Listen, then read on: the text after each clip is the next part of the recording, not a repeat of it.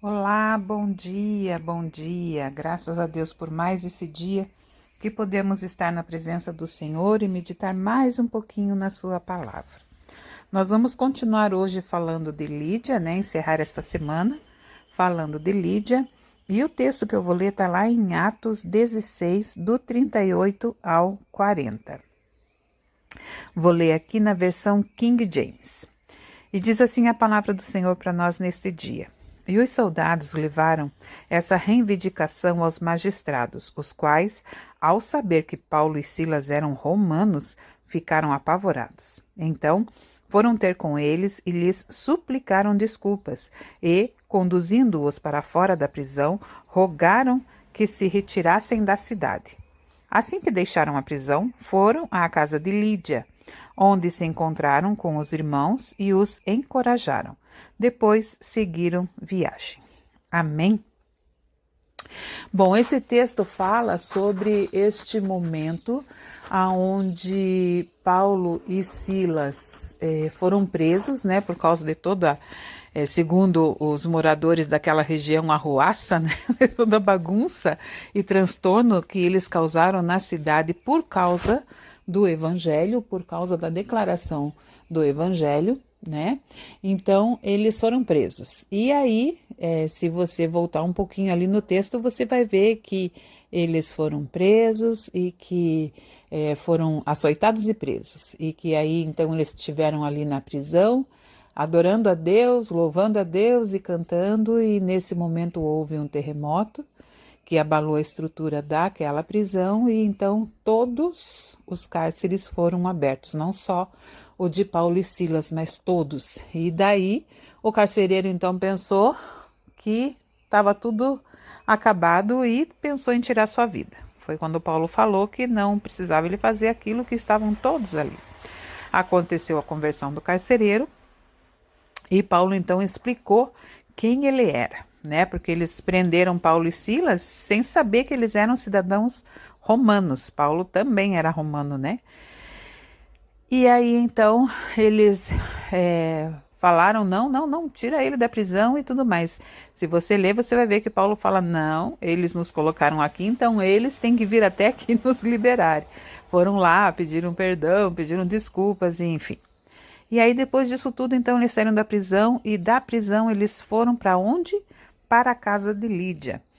A gente já ouviu ontem que Lídia foi esta mulher que se converteu ao Evangelho, que ela era uma mulher importante ali na sociedade, Então Lídia recolheu eles, atendeu eles, e eu acho lindo também que fala o texto que eles encorajaram os que estavam ali e seguiram viagem.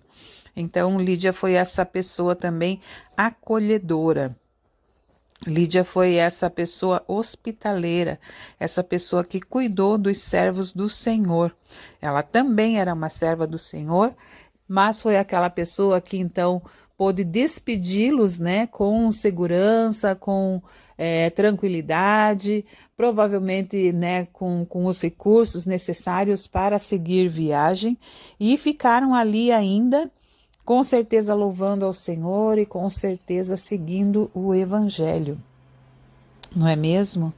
Então, assim, a gente vê na história dessa mulher que a partir do momento que ela ouviu a mensagem, que ela ouviu a palavra e se converteu, ela se colocou a serviço do reino.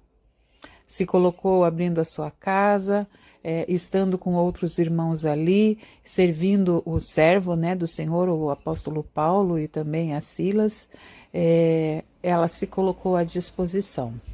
Então, assim, o que eu gostaria de refletir com você hoje é como que tem sido a nossa rotina, o nosso dia a dia, a partir desse momento onde nós reconhecemos Jesus como nosso Senhor, reconhecemos Jesus como nosso Salvador, reconhecemos os nossos irmãos, aqueles que creem no mesmo Deus que nós, que servem o mesmo Deus.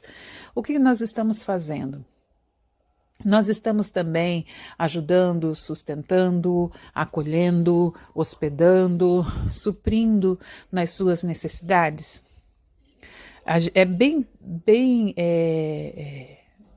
esclarecido na palavra de Deus para mim e para você, que os irmãos viviam nessa condição, sem que tivessem as coisas como sendo somente suas, né? Mas tudo era de todos, tudo era repartido com todos.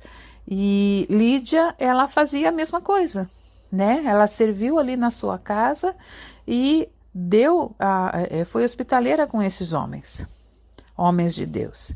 Então eu e você precisamos parar e pensar se a forma como nós estamos vivendo o Evangelho é a forma como o Evangelho realmente é. O Evangelho traz para todos nós muitos benefícios específicos. É maravilhoso servir a Deus, é maravilhoso seguir o Evangelho. O Evangelho traz garantias para mim e para você que ninguém pode dar. Porém, o Evangelho também é, e especialmente, servir. Não somente receber, nós recebemos muitas coisas por meio do Evangelho. Mais do que receber, o Evangelho tem a ver com servir. Às vezes a gente está tão abençoado, né? Tão cumulado de bênçãos e acabamos não prestando atenção que nós precisamos servir. O nosso chamado, o chamado evangelístico é para servir e não para receber. O receber vem gratuitamente do Senhor, porque nenhum de nós merece. Mas o Senhor é bom e aquele que está achegado ao Senhor, apegado a Ele, não tem como não usufruir dessas benesses que vêm do Senhor para todo aquele que crê. Mas nós precisamos parar e precisamos pensar, estamos de fato servindo em nome do Senhor, servindo por causa do Evangelho, servindo aos nossos irmãos, servindo a todo aquele que necessita, a todo aquele que precisa? Eu vou encerrar com esse ponto de interrogação, porque ele é para mim e ele certamente é para você. Que nós possamos refletir desta forma e, em refletindo, encontrando essa resposta, eu já sei, e eu imagino que você também já sabe a resposta, que nós realmente podemos fazer muito mais do que aquilo que nós temos feito, não é mesmo? Então pense sobre isso, que Deus abençoe a sua vida, em nome de Jesus. Tenha um tempo com o Senhor agora, fale com Ele, peça para Ele te mostrar coisas que você pode fazer, onde você pode melhorar, coisas que você pode fazer mais, não é? Porque Ele certamente tem muitas coisas ainda, muitas tarefas para que a gente possa fazer em nome do Senhor Jesus. Amém?